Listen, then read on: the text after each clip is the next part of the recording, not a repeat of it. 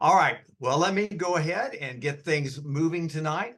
First of all, other than our guest speaker, which will get into whom will be introduced later, do we have any visitors with us tonight?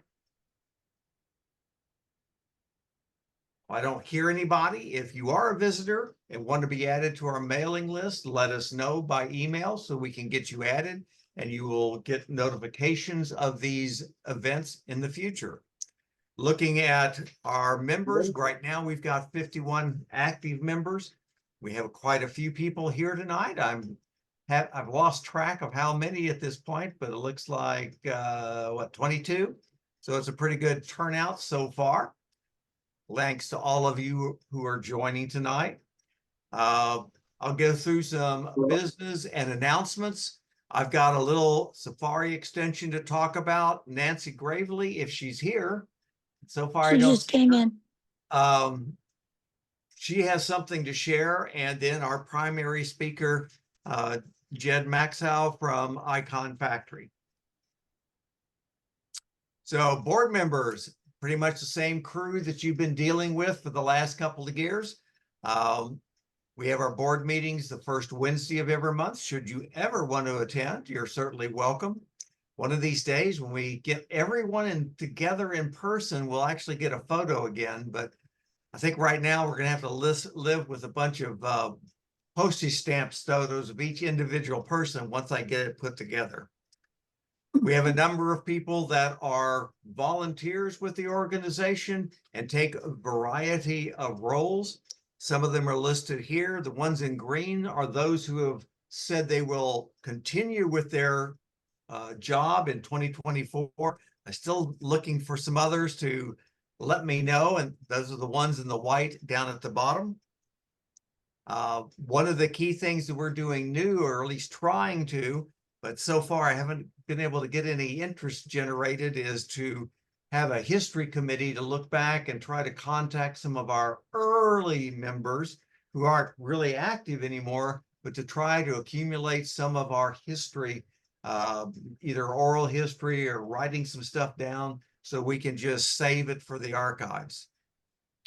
As was mentioned at the beginning when we were doing our informal talk, we had a sad note this week when we heard that one of our former members, a very active member for many years, Michael Sidoric, had passed away. The URL in the slide here and the same information was in the newsletter will take you to his obituary if you're interested in visiting it. Oops. We get visitors, and I'll go through this because I don't know if we have any visitors today, but one of the things we get from our membership is our dues, and the dues are used to pay for a variety of things. We have a lot within our infrastructure, domain name registration, station, web hosting, Zoom subscription, and so far. So that's what we rely on dues for, and why we encourage those who enjoy our meetings to become a member. And we have a variety of membership levels depending upon what you are. 36 for the normal persons, shall we say, and 24 for student educators or the first responders. We do record our meetings. We've been doing that since we began using Zoom to conduct our meetings virtually about what?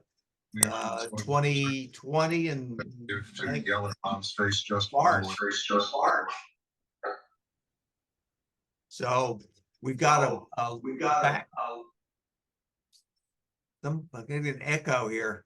We have a catalog of past meetings, thanks to Robert and to Bill, who have worked on those. Robert puts them out there. Bill helps with the timestamps for each of those videos, so you can go find the piece of it that you want.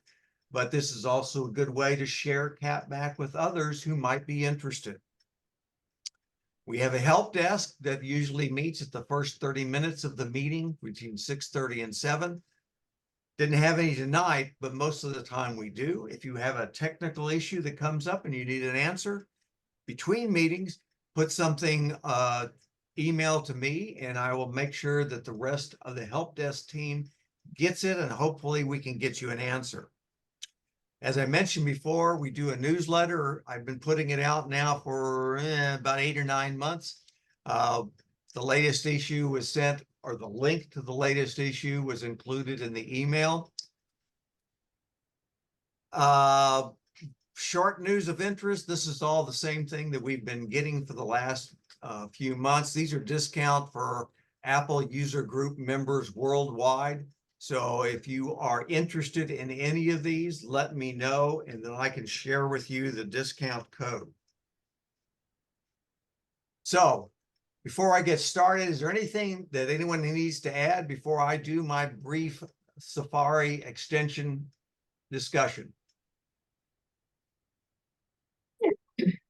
Everyone's nice and quiet, so I will go on. And I hope I can continue talking. I had chipped a tooth last night, and it's bothering me. So every once in a while, I can't talk, but I'll do my best. So I want to talk a little bit about a free Safari extension called URL to QR. So when we typically write something up and we want to share it with people, we will, if it's an electronic document, we'll embed a URL in there as a hot link. So someone that gets the document, whether it's a PDF, a Pages file, a note, whatever, if you're sharing it electronically, you can embed a URL link that they can simply click and open another web page. Well, if you are, I can't remember what I wrote when I put this together. So if you are writing something on paper to hand out, that becomes much difficult because the only thing you could do is to put the full URL there. And some of those URLs today are very, very long. And as you know, a simple typo will disable you from entering it. So the simple thing to do is something called a QR code. Now, a QR code, I'll give you the definition here, but you can read that at your leisure. But basically, it's a graphical image that allows you, that has embedded in it a URL that can be read by a camera, and then you can open up that URL. And I'll go through the example here in a minute. So for instance, here I have a QR code that if you scan that QR code with your iPhone, it will pop up and give you the opportunity to open up our webpage. Doesn't look like much. It doesn't look like it has something embedded in there, but it does. And I even verified if I open my phone and scan this on the screen, it will open that URL. Keep hitting the wrong key on my keyboard. So it's how to use a QR code, just to make sure everyone knows. Say I have this here, and in this case, I was doing this on my screen as I was doing my slide deck yesterday. You open your camera app on your iPhone. You then center the QR code. When you do that, if you look at this scheme, you can't really see it too well, but there's 4 little brackets around the corners that are in yellow that says your camera sees it as a QR code. When it does that, you'll see at the top of your camera screen the little bar that is shown in that slide. And that says, hey, I found a URL buried in a QR code. If you touch on that little rectangle at the top, it will then open that in Safari on your iPhone. Same works with an Android phone. So I came across this app that you add as an extension to Safari. It is a free Safari extension that you download from the Apple App Store. And I give it here, or a shot of the app here, because there are other apps similarly named, but this particular one is free. Some of the other ones are not. And so once you do it, you got it from the App Store, you've installed it. You then go to your Safari settings and open the extensions tab. And you see the extensions tab in this screenshot. And then you go to the settings and then go to the extensions tab. And then you make sure that the checkbox outlined in blue on the bottom left is checked. That enables that extension with Safari. Now, when I did this, I noticed that it put a yellow warning box in here, and that's more or less a generic warning that any extension that does anything with web pages will generate. But I was a little concerned about that, so I thought, what can I do to fix it? And it does give you a suggestion. It says go into the website tab and make your modifications. So I went into the website tab and notice, and this is for anything, but notice here, I clicked on the extension at the bottom left. Now it tells me, here's all the websites I have allowed that app to open or not. I chose the bottom right corner to say deny everybody. So it's not allowed to access any website at this point. But I can still use that extension. So if I go into this extension, if I open a web page in Safari, I look at the top in the menu bar, and you see just below the drop-down menu, you'll see an odd little square there. That's the button to use this extension. So I click on it and it says, hey, you have disallowed access to web pages for this extension. Do you want to allow it for today, forever, whatever you want to do? So if I want to use this, I can say allow for today only. So now it'll close. I can click on that button again, and it will generate a QR code for that website. And it will generate it in that little drop down box that you see. If I then move my cursor over that image and left click it, you get this further drop down image so that you can say, do I want to copy that QR code? Do I want to download the image? What do I want to do with it? So then once you have it, you can then take that image and paste it into any document you want. And it's just like any other document, any other image in the document. So when you print it out, it'll be there. And so now you can share with someone on paper how to share or how to open a link you want to share with them. So I thought this was a handy little thing. I've used it for a couple of things since I found out about it about a week ago, but I thought some of you might be interested in it as well. Certainly, if you remember back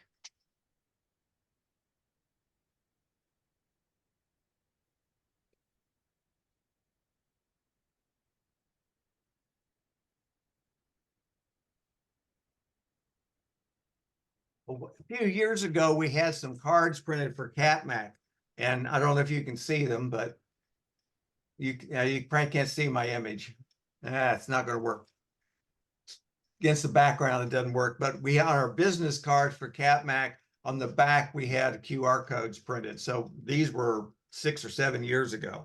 So technology has been out there a long time, but it's very useful to be able to hand out a link to a URL. So before I pass this on to Nancy, does anybody have any questions for me other than I talk too fast? Nothing. Okay. Well, in that case, I will stop sharing my screen. And Nancy, were you going to do a tip of some kind tonight? Yes, I am. Then it's all yours. Okay, if you would like, John, I'll try to talk. I'll pretend I'm still in Georgia and I'll try to talk real slow. So I don't know if I can even remember how to do that. I've got, well, first of all, iOS 17 has got some super new components, and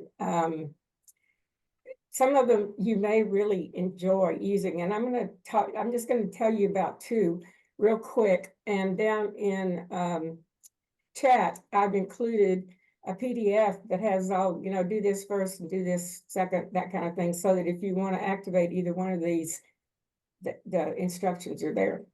The first one is called standby. And with standby, if you have 14 Pro, 14 Max, or any of the 15s, you can use this. And all you have to do is you have to make sure your phone's plugged in or that it's sitting on a, you know, one of those magnetic things, and turn it in the virtual setting, no, the long way. And it's going to tell you all night long what time it is. It can tell you the date, the calendar date. It can give it to you in letters so big that you can read it without your glasses. It's just totally handy. Now, if you have an iPhone 14, but not a Pro, you have to keep tapping on your screen anytime you want to check and see what time it is. If you have the other newer models, it's going to stay there for you all night. And you choose, excuse me, you choose what you want to see on your screen. And it said the instructions are there in chat. Has anybody used this so far? You like it? Terry doesn't like it. Now, Nathan, do you like it? Yeah, I like it. Yeah, I do too. Okay, the other one is, this is just a maintenance tip. Actually, it really doesn't have too much to do with what iOS you have, but it does have to do with your phone. And that is, every time you open a screen on your iPhone and then you close it, you go up like that and you just close it because you're going to look at something else. All those pages stay there. They're all there in the background, taking up room. And you need to be cleaning those things out. I do it once a day because I spend a lot of time on my phone. And again, I've given you the instructions, but basically you put your finger at the bottom of your iPhone screen and you push up without taking your finger off the screen. And all of a sudden you're going to see all these pages just lined up in a row. And all you have to do is push up on them one at a time and they go away. And so they're not making your phone any slower. They're not keeping stuff open that maybe even you don't want anybody else to see. It just keeps you having a nice, clean environment in which to work. So that's my tips. Anybody got a question? Okay, the instructions, as I said, are in chat.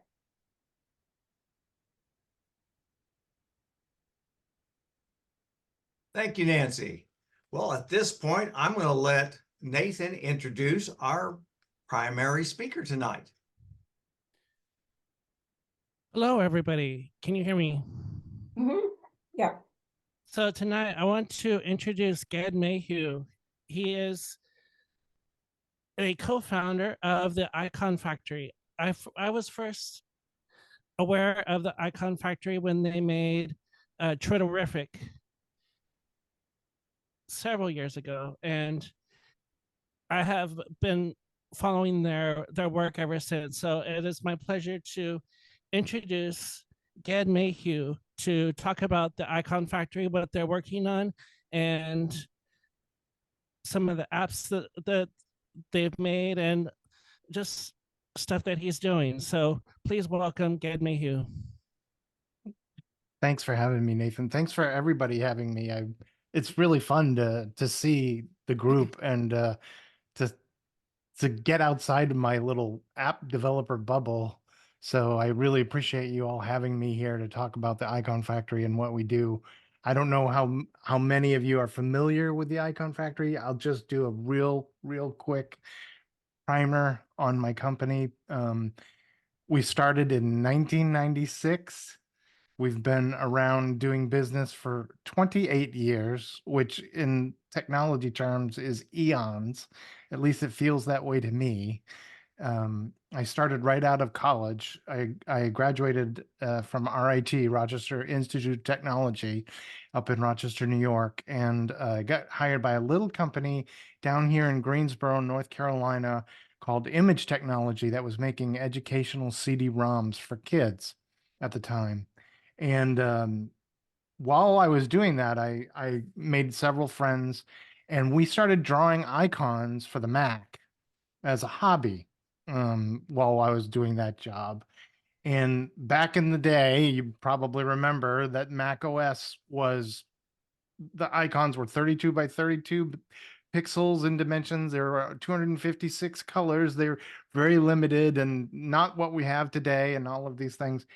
And we started doing that as a hobby, and we put them up and we published them on America Online on AOL. If some of you are remember AOL, um, and we gained a little bit of fame from that. People started downloading our icons from AOL over time. And then eventually we started doing icons for freelance work. We started doing icons for Apple. We did the first ones we did Keychain for Apple for Mac OS 8 way back, before Mac OS 10. And we also did Microsoft Mail, Microsoft Outlook for the Mac. We did the icons for that. Over the years, we've done thousands of icons for different companies all over the world. We did all of the icons in Windows XP. We did the icons in Windows Vista. Then we eventually became known as emoji makers. We started drawing emoji. We did all of the emoji that were used on Twitter before it became X, and we created the emoji for Facebook Messenger. We created the emoji for what is seen today in WhatsApp. I don't know if any of you use WhatsApp for chatting, but all the emoji in there we created for that. And all the time while we were doing this design work, we started creating software of our own. And originally for the Mac, and then eventually when the iPhone came out in 2007, we started making iPhone apps, and the iPad, and of course Apple Watch, and all of these different things. But we've always remained at our heart a design company. We've always tried to do to help clients with their needs. We design icons, emoji, user interfaces, animations, illustrations. We've done logo work. You can go to iconfactory.com and see a real brief overview of some of the stuff that we've created over the years. And I'm really pleased to say that we're still in business, and I'm proud of the people that I work with. There's only 7 of us at my company. We're not a big company. We're what you would call an indie developer. And I'm one of the founders, one of the 3 founders of the company, and I'm also a designer and an artist. That's my primary role at the IconFactory. So I do the user interface design. I do a lot of the branding for the apps and those things, but I also am involved in day-to-day decisions for the IconFactory. So I'm just curious, does anyone here know about the IconFactory before I did that, or yeah, a few? Yeah. I mean, we've been around for, I take it for granted because we've been around for so long, and there are so many Mac users and iOS users out there, millions upon millions of people. So it's always great meeting people who have used our stuff. And you probably have used our stuff over the years. You just don't know that we're the ones that did it at some point or another. If you used any version of Windows, then you probably used icons that we drew at some point. Like I said, we designed software over the years, and Nathan mentioned an app called Twitterific. We created the first third-party Twitter client for Twitter back when it launched, back in 2008. For the Mac, it was called Twitterific. And I'll say that, some of the lexicon that we introduced for Twitterific became known as Twitter. We were the first ones that started using the word tweet when people posted on Twitter. Prior to that, they were updates. And then when we launched Twitterific, we needed something to call them, and we started calling them tweets, and that caught on, and it became what it is in Twitter. So we've had a really lucky and good run with our stuff. I'm proud of it and everything. I'm disappointed obviously in what happened with Twitter, because obviously, as you probably know, Musk took it in a completely different direction. He cut off support for third-party Twitter apps And that really hurt us and all the other developers that developed third-party apps for Twitter. They no longer function with the service, and that was a big deal for us at the time. So we struggled after that, but we have a bunch of different apps besides for Twitterific, and that was one of the good things, is we didn't put all of our eggs in one basket, I would say.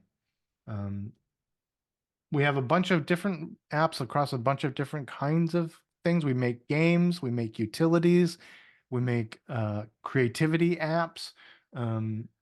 We have an app called Linea Sketch. I don't know if anyone is familiar with it, but it was one of the first drawing apps for the iPad that came out. Everyone obviously is probably familiar with Procreate, but we wanted to make a little sketching app that was quick and easy to use and didn't have a big learning curve. And so we created an app called Linea Sketch. I'll put the URL for Linea in the chat. I'm personally very fond of Linea. It's my personal favorite app that we've made. I sketch for a living, I draw for a living, part of my job, and I wanted a tool that was easy to use, just like picking up a piece of paper and a pencil and being able to sketch on the glass of the iPad without muss and fuss, without having a million different settings and all these options you have to choose and filters and blah, blah, blah, blah, blah. So I really liked Apple's Notes in that respect, but we wanted to create an app that went a little bit beyond Apple Notes, and what we came up with was Linea Sketch. That has been in development since 2017. And so we've had a chance to really revise it and improve it over the years. And it's really fun seeing all the things that people use our apps to create with. I've gotten emails from kids over the years, and they love drawing in it. They love sharing that with them. And we provide like templates in Linea so that you can, like, if you like to go to a baseball game and keep track of the score, you can do that, or a basketball game, those kinds of things. All of these things are kind of what makes Linea. It was fun seeing your Inktober stuff. Yeah. We make another app called Tot, T-O-T, which is a little note-taking app that is both available for the Mac and for iOS. It's just a scratch pad. It's like a digital scratch pad. I'm not, everyone has their own favorite note-taking app, whether it's Apple Notes or maybe it's Bear, the Bear app. I don't know if anyone uses Bear. There's all these different note-taking apps, but we created one called Tot, and it syncs its notes between iOS and Mac OS effortlessly. So if you take a note on your iPhone, then it'll be there on your Mac when you sit down to your Mac. And it doesn't overload you with hundreds of documents and directories and all of that. There's just 7 dots in the app. There are 7 pages of notes, and they're color coded, so they're really easy to keep track of. That's one of the things that we really try to do with our software, is we try to keep things really simple. I myself do not go for complicated software, and the older I get, the more that I find that is the case. I don't have time, I don't have patience for software that gets overly complicated and is hard to use. And so we make an extreme effort at the IconFactory to keep our app simple and easy to understand. And I think in general, we do a good job of that. We can always do better, of course, but it is what it is. We make tools for developers. We make an app called Xscope that lets designers and developers measure the screen. You can put rules and guides on the screen to see things are aligned. You can check for color blindness and accessibility in web page designs, those kinds of things. It lets you magnify the screen many times. So if you have harder seeing, you can see the screen very, very large, or you can get a really close-up view of elements on the screen. And then we make games. We've made a couple different games. We have a game currently in Apple Arcade called Forensic, which is a puzzle-based game. That one's been around for many years. We have just released another one called Ollie's Arcade, which is a fun little like retro gaming app that you might remember for if you went to the arcade as a kid or something like that. They're based, a lot of those games are based on that. And then we have Triode, which is a internet radio. If you enjoy internet radio and you like to listen to music from around the world, Triode is the app for that. That is also available on Mac and on iOS. And we also recently released our focus, which is Wallaroo, which is a custom wallpaper app that lets you easily change your iPhone, the home screen and lock screen wallpapers on your iPhone. And we release a new wallpaper with Wallaroo every single week. We design them ourselves. We don't use AI to create them. They're all handmade.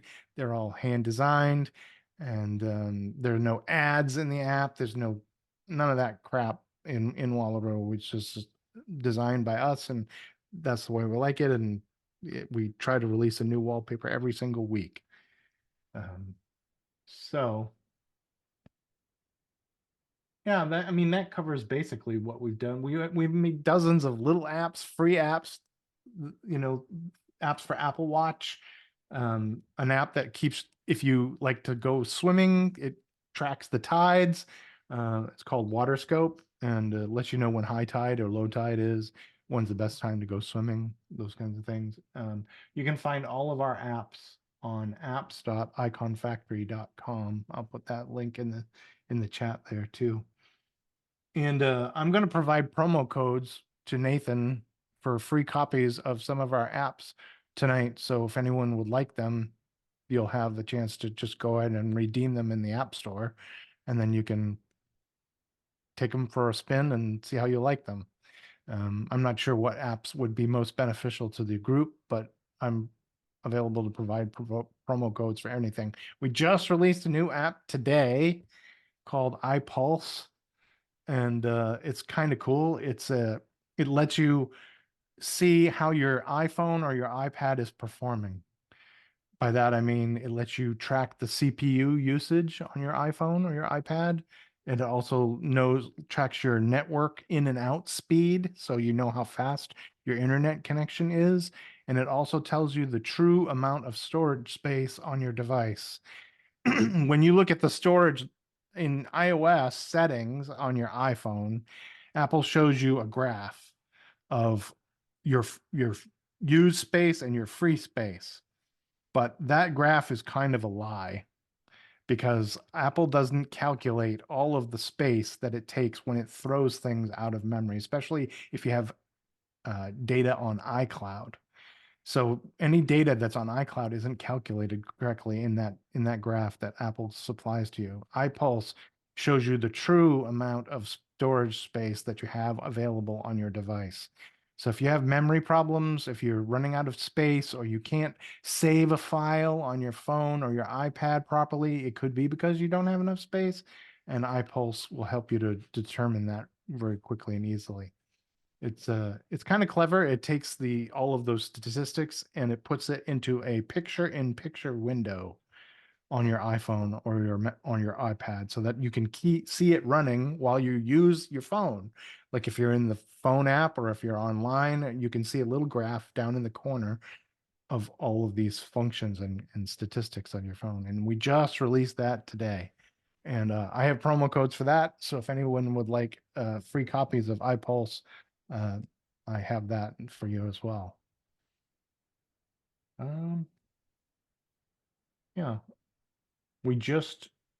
I guess one last thing is we just had a Kickstarter campaign for a new app we're calling Tapestry. And that is our replacement for Twitterific. If anyone here uses Mastodon or Threads or any of the other social networks like Blue Sky, Tapestry aims to bring these social networks and RSS feeds into a single unified timeline on your phone or iPad. And we had a Kickstarter to try to fund it, and we did. We were successful. The project got funded within 4 days, and then we reached several stretch goals. And we have I think 3,800 backers of that project, and we're just getting started on the work for that now. And we're really excited. It's going to be a lot of fun. We're really excited about where that's going to go and the possibilities for that.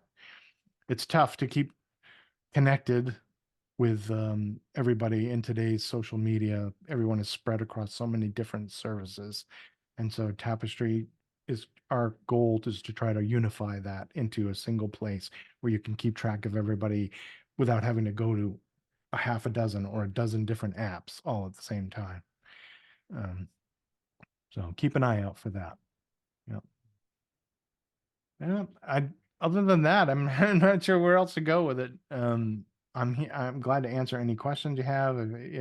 If you have curious about how apps are developed or what it takes to be in the App Store, I can answer questions about that. I'm good for any questions about design or emoji or icons, iconography.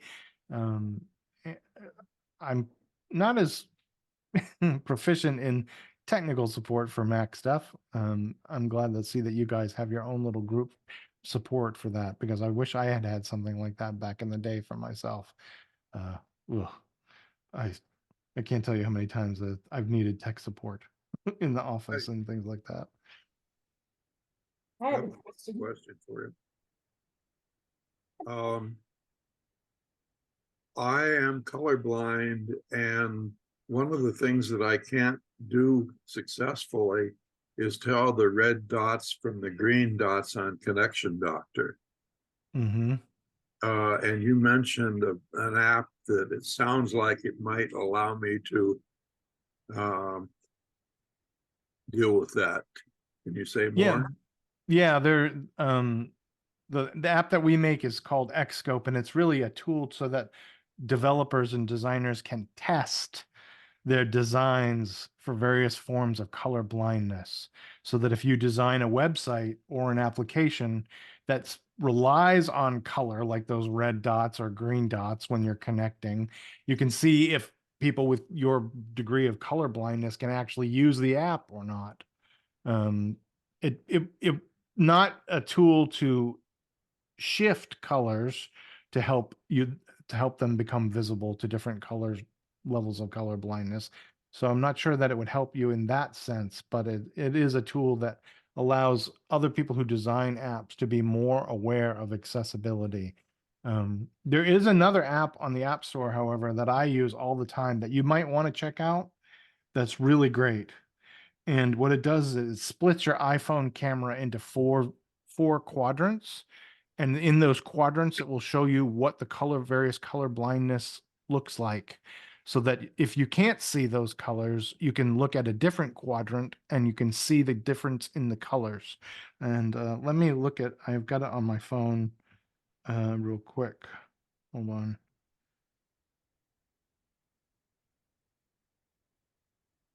Yeah, it's called CV Simulator. CV, I'll put it in the chat.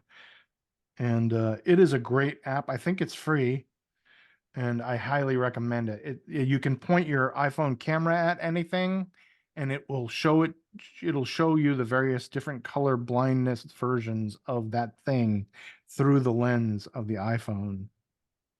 Okay, is that C Charlie Victor or Charlie Baker? Victor. Yep. CV is in Victor Simulator. Yep. I rely on that app all the time, and it's a great app. It really is. Yeah. I have a quick question. Is there any way on your website that you can give one of your apps as a gift? You can't do it directly through the app through our website, but you can do it, of course, through the App Store.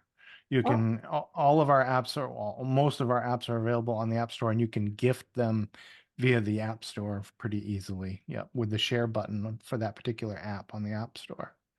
I didn't know that. Thanks. Yeah, no problem.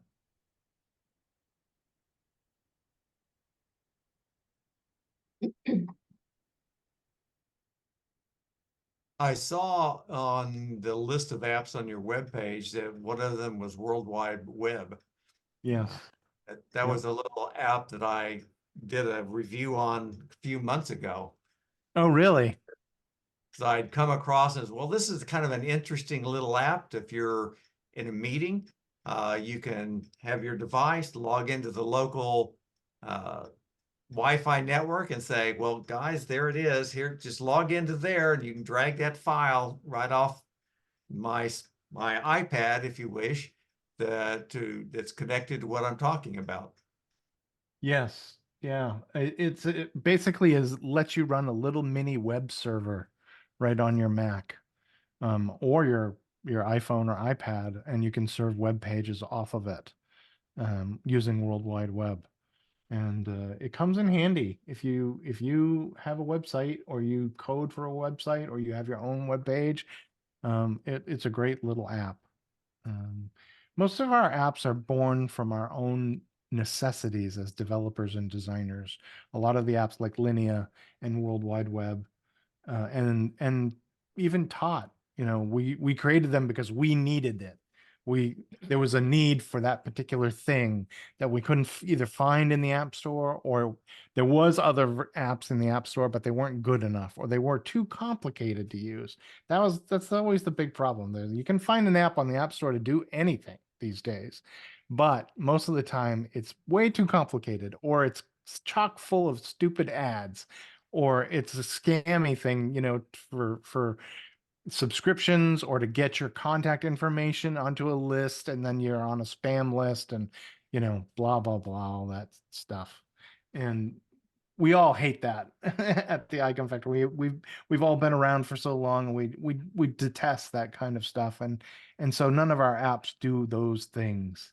And that's one of the reasons why I think we're still in business, is because people know that about us, and they trust us, and they trust our apps. And we're a little company, and oftentimes users will give us feedback about something they'd like to see in one of the apps, and then oftentimes we'll think about it and add that feature if we can. If it improves the app, that's a great way to connect with the user base. Your background, the different people, and what kind of training did they have in learning how to do all this? I have a son who lives in Portland, Oregon, who's a programmer, and he's kind of looking. Mhm. He's a very creative guy, and he's made some apps himself, but he's kind of looking for jobs now. And I was wondering if there are any companies like this that have job openings. Yeah, I mean, I went to school for graphic design myself. I trained as a graphic designer. I never thought that I would be drawing icons or emoji for a living when I went to college. But it's always strange the way that life directs you into certain things, and I did, and I've loved it every step of the way. I mean, at the IconFactory, we have people who are programmers. We have a person who is a project manager. We have illustrators and animators, and we try to be as well-rounded in our fields as we can, obviously. But I lean heavily on the people like the programmers who create our apps, and they have backgrounds in computer science and engineering, and you have to have that. Nowadays, it seems like more and more people are trying to do everything themselves. They try to do the design and the coding and the marketing and the promoting and the technical support, and all of these things themselves. And I think you can get into trouble when you do that kind of stuff. I mean, it stretches you thin at the very least, and it doesn't allow you to focus on things. With the advent of AI and people relying on that, things are changing all the time, and we've lost a lot of business. Our design part of our business has gone down because people aren't coming to companies like us as much anymore to design things, because they can quickly generate something with using AI that is good enough to fit the bill. So that's a real challenge in the industry right now. That is definitely something that I've been thinking about a lot in the last year. Another. Yeah. Interesting. Thank you. Yeah. So if you guys are making a wallpaper a week, are those both for the Mac and iOS? Yes, and that's one of the best parts about Wallaroo. Like, typically, if you go find a wallpaper app in the App Store, it'll be just for the iPhone or just for the iPad. But Wallaroo, when we design a wallpaper, we design it every wallpaper has multiple aspect ratios, one for the iPhone, one for the iPad, and one for the Mac. So every time you look at a wallpaper in Wallaroo on your phone, if you were to open Wallaroo on your Mac, you would see the exact same wallpaper. It would be cropped differently, and resolution would be appropriate for the Mac. But yeah, that's one of the best parts about Wallaroo, that I don't think other wallpaper apps offer that, and we do. And it's a lot of extra work.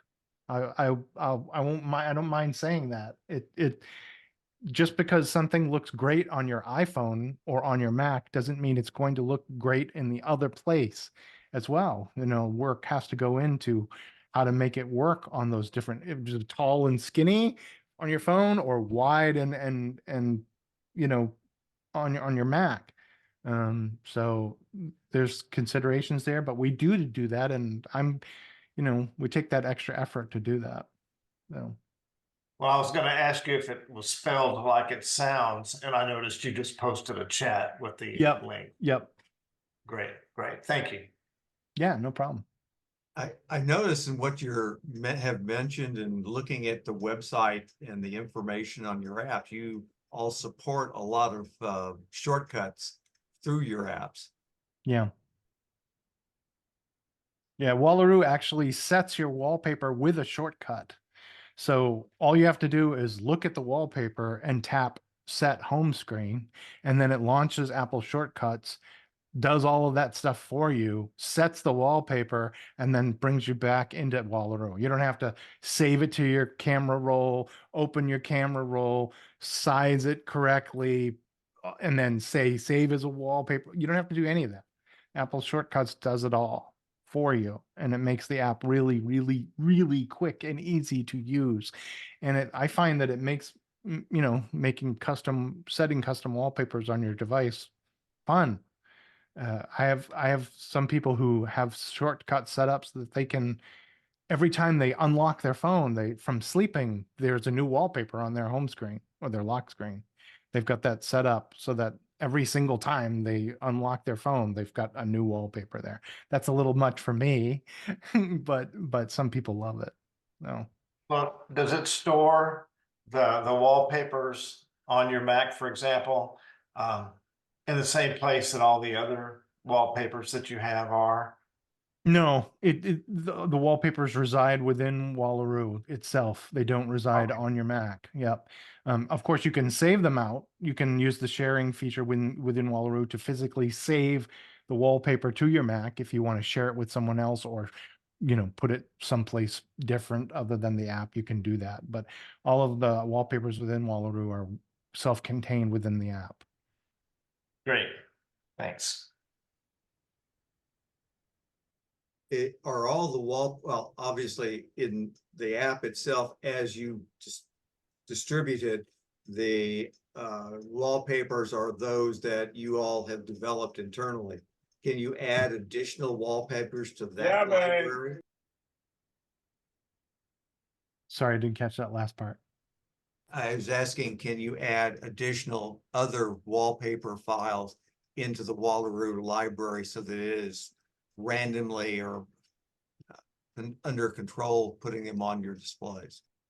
Yeah, we can. Yep. And typically, we update wallpapers in Wallaroo all the time, even older ones that have been in the app for many years. I'll come up with an idea for something, or a new color variant of a wallpaper. There's one in Wallaroo called a Zumo, and it's like a Japanese rice paper wallpaper with a floral motif, and that one has like 10 different color variants, and some of them I added over long periods of time, so they don't always stay static. They do get updated frequently within the app, which is pretty cool. And there's even a section in the app that tells you what wallpapers were recently updated. So if you just want to know what's changed recently, you can look at just that. And you can, sort the wallpapers by different categories like TV or movies, abstract, nature, photography, all of that.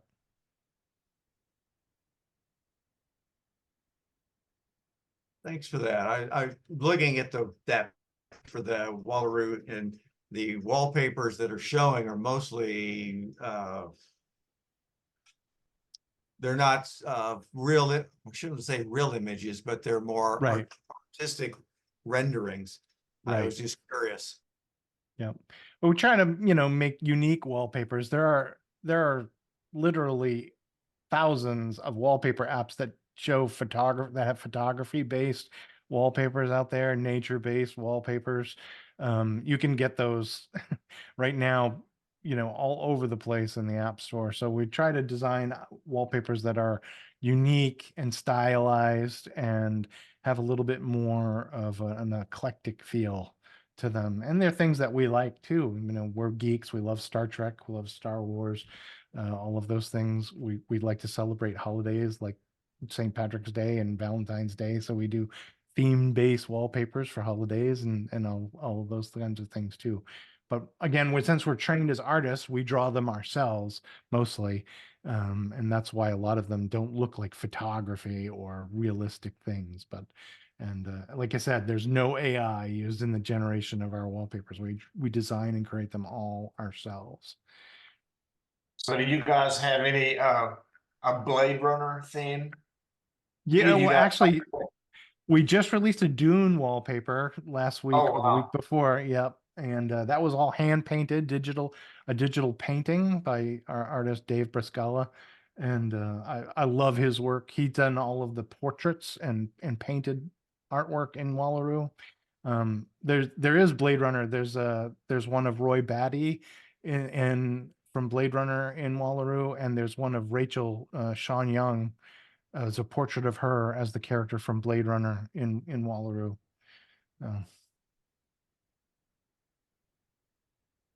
Well, I think I'm gonna pick that one up today. Yeah, yeah.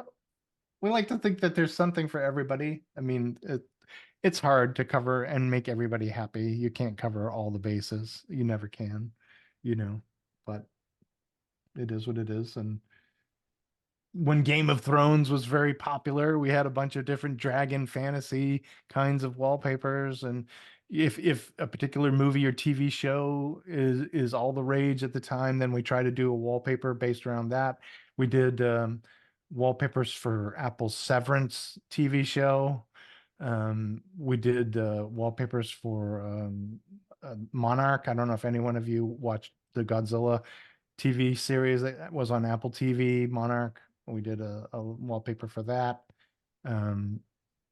We love NASA and space, so there's a lot of space themed wallpapers in Wallaroo, those kinds of things, and of course superheroes, and but also abstract, just colorful things that are easy on the eyes and easy to put your app icons behind them and use as your devices for your lock screen on your phone.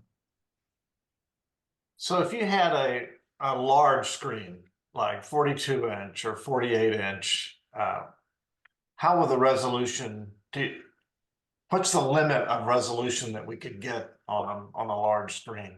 All the wallpapers in Wallaroo are 6K. So Wow. yeah, they should hold up really well on a Right. large screen. Yeah. Yeah. On the Mac side, that's not on the iPhone side, you know. So obviously the screen resolutions there are smaller than the Mac, but they're still high enough res. They're Retina quality display wallpapers. Well, I use an Apple TV as my streaming box, and Mhm. I have a relatively large Sony TV, so I may just see what I can do on that big screen Mhm. with a pretty wallpaper. That would be great, because you know you can get Van Gogh paintings. There's all kinds of things that are available to put on Yep. that screen, and they're absolutely gorgeous. So Yeah. Yep. I'm gonna get it. So Walrus should work fine on the Apple TV, right? There's an app store. I don't know if it's the same. No, there is no version of Wallaroo for Apple TV itself. Oh darn. Yeah. So you wouldn't be able to get a wallpaper right into Apple TV via Wallaroo. You'd have to do some Macintosh futzing there, I believed, in order to do that. I don't know. I don't actually know how Apple treats its dynamic wallpapers on Apple TV versus the Mac. So Well, you that's a good can question. mirror, you can mirror, but I Yeah. don't know how that resolution would work. I'm gonna give it a try. I will certainly give that a try. Cool. Well, be interested to hear how that goes. If it works, I will let you know. Okay, Okay. that'd be great. Yeah, Yeah. that'd be awesome. I'm not sure I Oh, understand. thank you, Siri. Does anyone get that? Like you're just talking and then Siri will interrupt you. That Yes. happens All the to me time, all the all the time. time, all the time. He does that in my car at the most inconvenient times. Yeah. I hate to admit it with being in a Mac group, but Alexa drives me crazy sometimes. So both Siri. Yep. They've reduced the threshold for interaction with those voice assistants quite a bit. You know, you don't have to say the word hey before their name anymore. That you can just say their name. And sometimes they think that a certain word is their name when it's not their name. And then they start doing things and answering questions and playing music that you had no desire them to do. And it's annoying. When I have, I've got a thing set up with home where I can turn my kitchen lights on and off by telling her to do it. And the funny thing is, if I'm holding my phone and I'm telling the phone to do it, the iPod over in the corner Yep. is Yep. I can do that, and it's like they're talking over each other. Yeah. Yeah. Yeah. I have a home pod in my kitchen, and that one is always listening. And so when we turn off the lights at night or something like that, I'll say it, and the home pod will usually catch it and stuff. But my iPhone will be listening too, and sometimes they'll conflict, and then weird things start to happen, and lights go off when you didn't expect it. It's great. It's crazy. Well, at least they don't argue with each other yet. The one thing that Yeah. you mentioned is, does Wallaroo have any images of Chris Hemsworth as Thor? Images of what? I didn't catch that last bit. Chris Hemsworth as Thor in the, Oh, there's a Thor one in there. It's not specifically Chris Hemsworth, but yeah, we have all kinds of Marvel okay, wallpapers in there. Yeah. We're big, like I said, we're big geeks. So we love all this. you fit right in. Yeah. Always have been all my life. So What did you do to dismiss the lady when she interrupted? Did you say thank you? me? Somebody did. Not me. Just a minute ago when the lady spoke up. Whoever she was talking to. Oh, yeah, that was my Apple Watch. Yep. I pressed the crown actually on my Apple Watch to dismiss her. Yep. Yep. What is the audible dismissal? Oh. When she looms in out of your Mac screen to help you. They I stop. think, yeah, stop or Super quiet. cancel, right? I think it's stop or cancel. I And just reply and she leaves me alone. The biggest problem that I had when I first started using the lady and being from the deep south was I wanted to say thank you every time they did something. And Yeah, I finally stopped doing it. yeah, my wife does that too. She thanks the lady all the time after a request. And it's kind of frustrating because you have to say their name before thank you. You can't say thank you. Right. You have to say their name, thank you. And so, you know, it's kind of annoying. But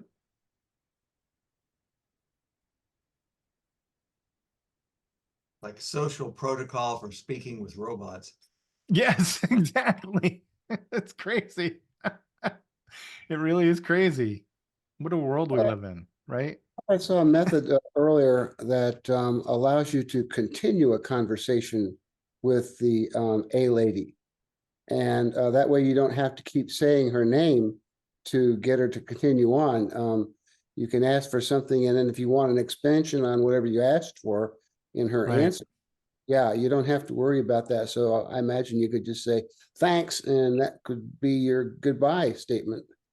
That is like the gold standard for automated or for voice assistant tasks are chained queries of the same topic or even related topics that you can just ask out of the blue.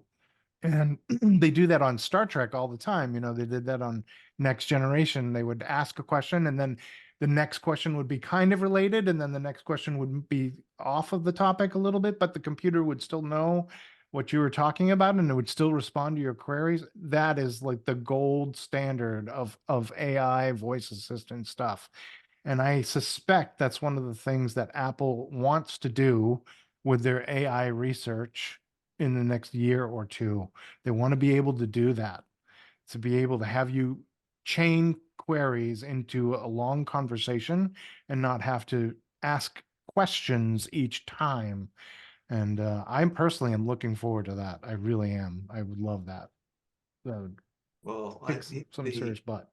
there's been some hints that Apple will be revealing some significant steps forward in AI during this year in some of Yep. their analyst calls, I think. So maybe it'll come. Yeah, I agree with you. And I mean, you probably saw the news that they recently canceled their Project Titan car that they were working on. And they're refocusing their efforts on their AI, on the AI side of things. And I think that's a good thing. Yeah. I do too. I think cars would have been interesting, but I think the AI has got a bigger market for the time being. Way bigger market. Yep. And less liability than a car. You know, that Yes. just yeah, there's so many moving points to designing an auto and having to be responsible for it as car owners know from owning Teslas and EVs in the modern age that there's a lot of possible points of failure there and financially as well. So I think it was a good move on Apple's part to do that. Yeah, I think having to deal with vehicles controlled by humans makes it a lot more challenging to any car to be That'll be the most boring autonomous. back meeting I've had. Yeah, I'm just listening to it in the background. Yeah, well, I'm just sitting there. And Somebody's got an open mic. it's not there now, right now, but I had my picture up and I didn't totally go to sleep and put my head on. Judy, please mute.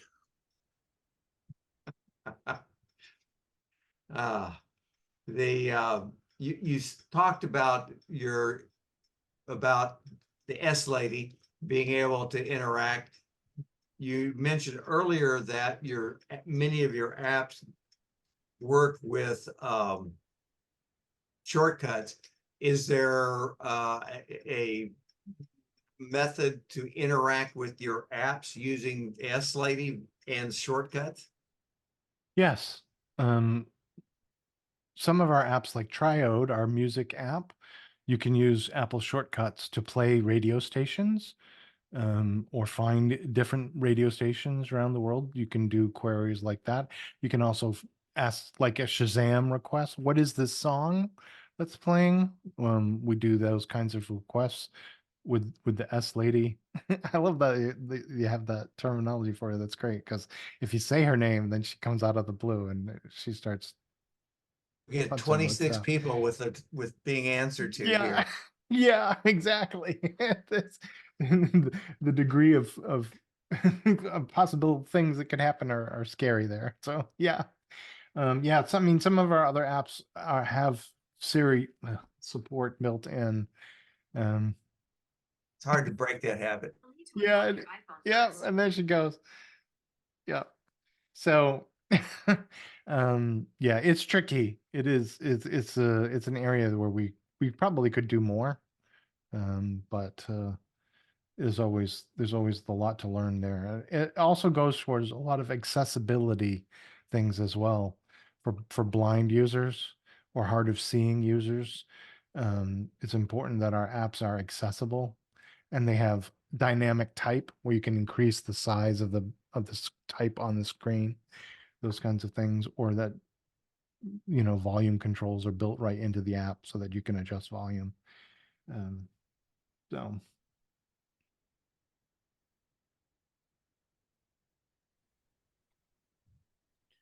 Would you be able to do a quick demo of Linea? of Linea? Yeah. Yeah. Can you see that? Yep. Gorgeous. Yeah. Yeah. So this is Linea running on my iPad. And you can see I've got my various projects here and sorted into different categories. I have projects and note-taking and all of these things. And if I open a particular project, then we can see the individual drawings within Linea. And this is, I mentioned Tapestry, which is the Kickstarter that we just did online. And I did all of the illustrations for the Kickstarter promotional stuff in Linea. And so I can tap on a particular drawing and you can see it, and we can actually do a real time lapse of how I drew it. You can see the references models I use for sketching the individual little figures inside the drawing, and Linea keeps track of all of the strokes that you make while you're drawing so that you can play back a time lapse of what you did over time.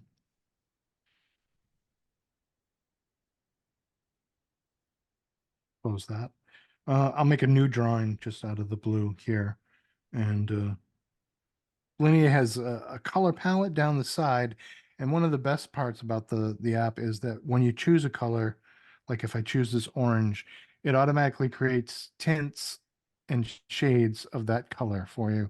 So I have the orange selected in the middle, and then I have 3 lighter tints, and then I have 3 darker shades of that orange as well. And so you don't need to go crazy like creating your own color palettes of colors. If you want to do a highlight and a shadow, the app automatically creates colors for you. And over on the right side, we have the tool palette. I'm going to switch and make the tools bigger so that you can see them better. Real quick, turn off small tools. Now you should be able to see the tool palette better. So we have on the upper right, we have the different layers, and we can tap on a layer and you can import artwork if you want to bring in photographs from your camera roll to use as references. You can do that. You can also draw with textures. I'll show that real quick. And then at the bottom, we have the actual text, the tools. We have a technical pencil, a regular art pencil, a Sharpie, well, a felt tip marker, a Sharpie, a watercolor brush, a paint roller, and so on. So if I select the paint roller and I just draw out a shape, it fills it with that particular color. And this is kind of cool. If I take that roller and I draw a real rough circle and I hold at the end, it'll create a perfect circle. And then I can adjust that and do whatever I want. If I do, let's draw a square, a real rough square, and I hold at the end, it'll create a perfect square. And then I have these little handles in the corner of the square, and I can just drag them and create a rounded rect. Or if I drag and hold on one of them, well, if I can get that to work. Yeah, tap and hold on one corner, then I can bring that one corner in. So there's pencil lines, obviously. We'll do, and if I hold my pencil at an angle, I'm using an Apple Pencil with the iPad, I can shade on the side with that pencil. And it behaves like a real world pencil, which is kind of cool. And I can also select a thing up here, we call it clear ink at the top of the color palette.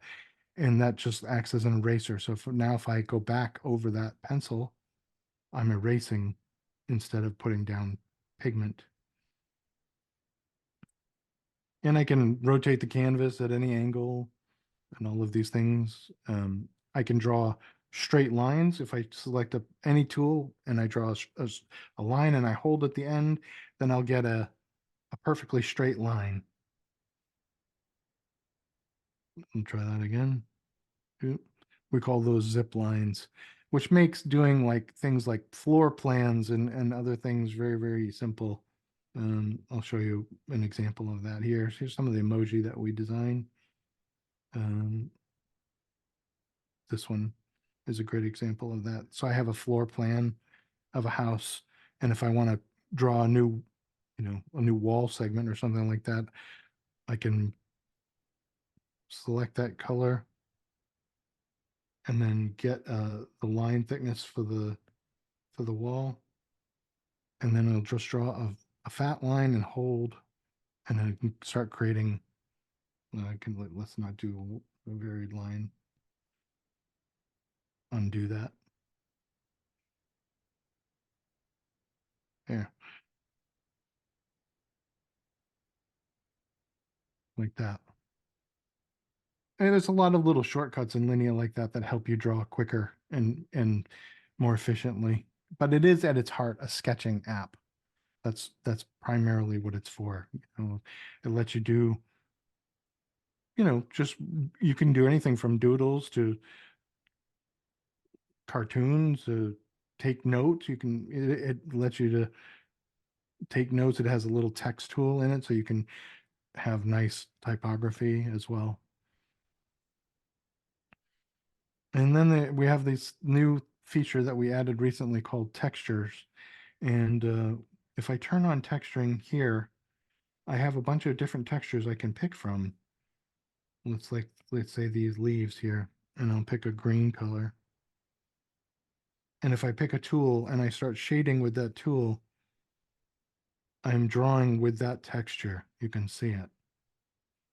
And there are dozens of textures within the app to choose from.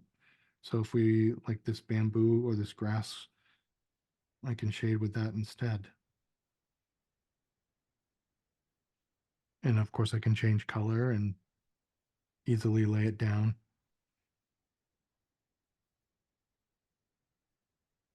If I like these bricks instead, I'll choose orange and draw with the bricks. Yep. It's a whole lot of different, again, one of the fun things I find about designing software is seeing what other people do with it. Like what people use your stuff to make. And it's always really rewarding in that respect, seeing what other people create with your software. And Linea is right at the top of that list. So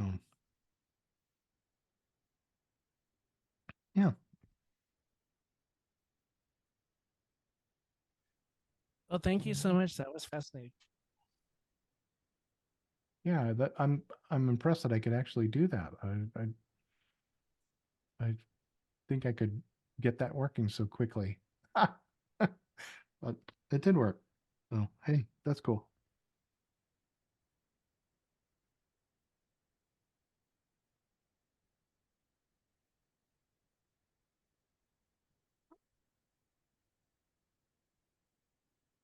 Anybody else have any other questions at all? I know I probably talked too long. Yeah. You've filled a lot of information to us tonight. That's why you were here.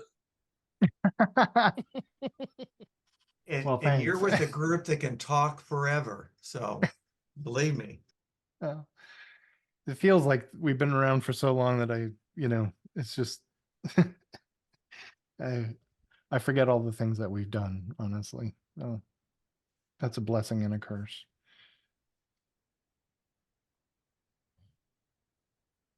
I just want to say I really appreciate the demo. It's one thing to listen to you tell us what's possible, but thank you for risking doing a demo without planning it. That turned out really well. I'm shocked it worked. Yeah. Really, honestly. Also, John, I logged in late, and so I didn't get the link in the chat where Nancy put her PDF. So if somebody could re-put it in, when you come in late, you don't get the previous chats evidently. So my fault for being late, but I didn't see. I always put those in on the website below the video under resources. Okay, I'll look there. That'll be fine. It'll always be there. It should be an encouragement to come in on time. No comment.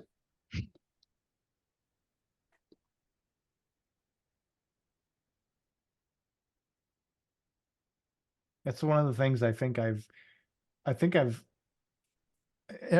you remember when Apple used to do their keynotes, not in recorded fashion, but live, and they would, Steve Jobs would get up there and do demos and things like that. And you never knew if they were going to go exactly to plan, if they would, everything would go, oftentimes they didn't, that things would go wrong and everything. And so, I mean, the new are really polished and they don't waste any time and everything, but there's some little less human factor there, I think. Well, the time he told everyone to turn off their phones because there's no Wi-Fi.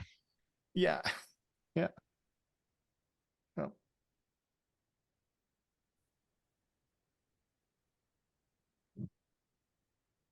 When you demoed the sketch thing and you're going, oh, this is something for a quick sketch. Yet to me, I look at that and go, that's artwork. I can't create art. I have no artistic ability. So I'm impressed. I want to address that real quick because I hear that a lot. People say I have no artistic ability. And it is like anything else. The more you do it, the easier it gets, the better you get at it. It is just like anything else in life. You have to start somewhere. If it's stick figures and lines, so be it. Just the trick is to not give up. It's to do little incremental things along the way. There are bazillion YouTube videos out there on how to draw.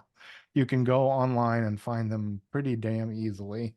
And if you have an app like Linea or Procreate or something else, just pick it up and start drawing and doodle, and just try to push yourself to get better at it. The more you do it, the easier it gets and the more fun you have. And if you stick with it, you can do some really cool stuff. I've found that there's no one that I've encountered in my entire professional career who can't learn to draw. Really, they really can do that. It's just you have to stick with it. That's my experience anyway. I appreciate that encouragement. My problem is sticking with it long enough to actually do better than a 3-year-old. Right. I mean that's a good point. That's a valid point. Yeah. Yeah. Discouragement will easily slow you down. Well, looking what I do makes me slow down. John, the problem is that you've been so successful with so many things in your life that it's hard to just be a beginner and not be judgmental. You don't have to, you're not impressing anyone. It's not going to go in a museum. You can just doodle and it doesn't have to look like anything. And I think it is a very difficult thing when you've excelled and learned things to just be a beginner again. But yeah. That's what, one of the benefits of getting older. You don't care what people think. Well, there is that. Yeah. It's the same with cooking. People say, I can't cook. Whatever. If you've never done it before, if you don't stick with it, then yeah, you're going to make awful food, but you have to start somewhere. And once you do it and you get good at it, then you can make some pretty delicious stuff. Or gardening or any creative endeavor. You've encouraged me to go doodle a little bit on this app and see what I can come up with. Good. In a life drawing class one time, and there was this 80-year-old or maybe almost 90-year-old man whose daughter gave him drawing for a birthday present and had never done anything. His drawings and all were so bizarre and off that people loved them, and he got a name as an artist for doing such weird figures. Right. Yeah. So you Right, don't, totally outside of the box, right? Yeah. Yeah.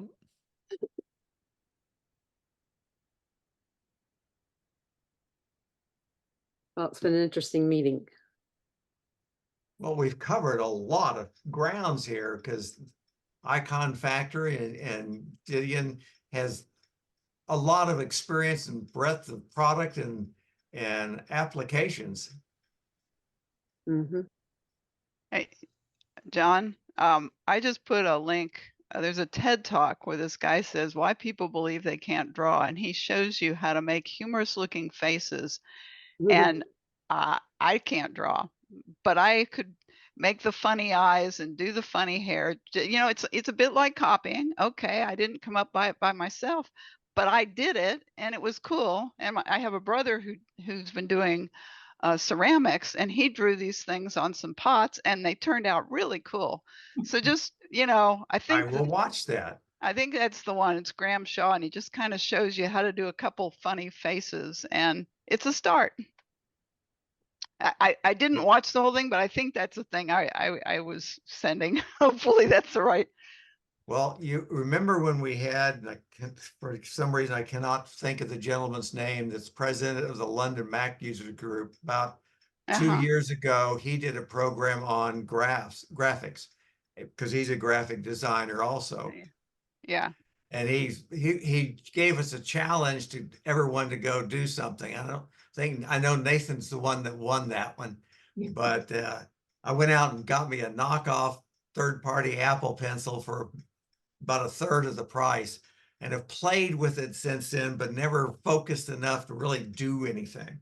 So maybe after y'all's encouragement, I'll try it again. Yeah. And Linea is free to download. You can download and play with it all you want. You know, there's features in there that you have to pay to use, but the basic features, all the tools and the colors and all of those things are free to use in Linea. So you can go and download it and use it right now on your iPad and give it a go. I already have it installed. Okay, great. Well, do we have any other questions or comments? Craig Jobbins. Thank you. Yeah.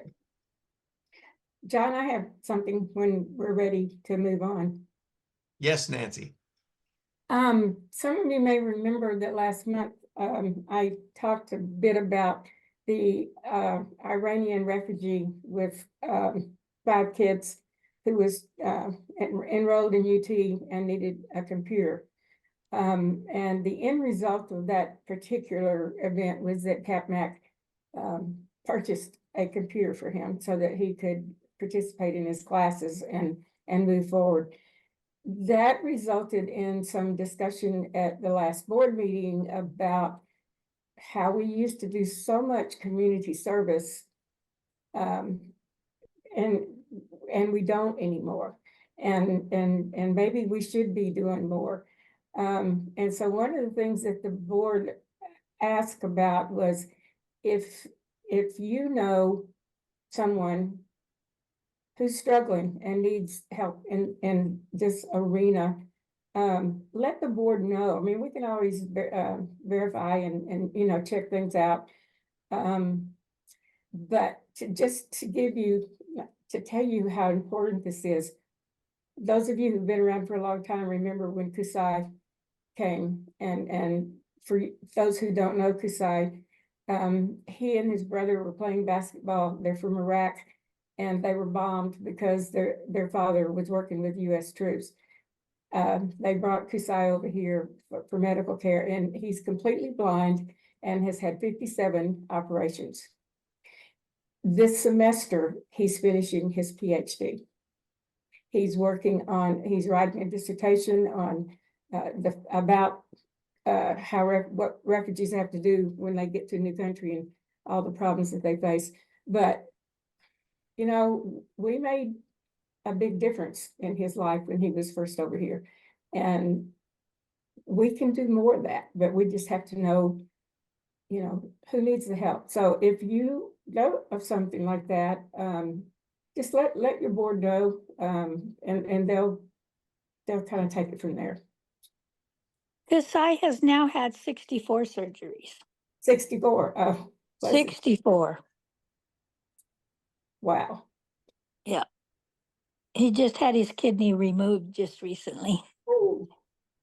Yeah. He also serves on the board of directors of Doctors Without Borders. Mm-hmm. He has accomplished a lot for someone who's been through what he's been through. But and as I recall, he earned his PhD at UT last spring. no, he's getting it this spring. This spring. He's writing his PhD right now. And as you say, we had loaned him or bought him a MacBook so he could pursue his education, and I believe he returned it to us so we could pass it on to somebody else, as I recall. Well, it was my old computer, and with the emphasis on old, so I guess he was able to update. But just so it's out there for all of us to think about. Yes, and if any of you were at the last picnic, Kasai was there as well. He was sat at our table.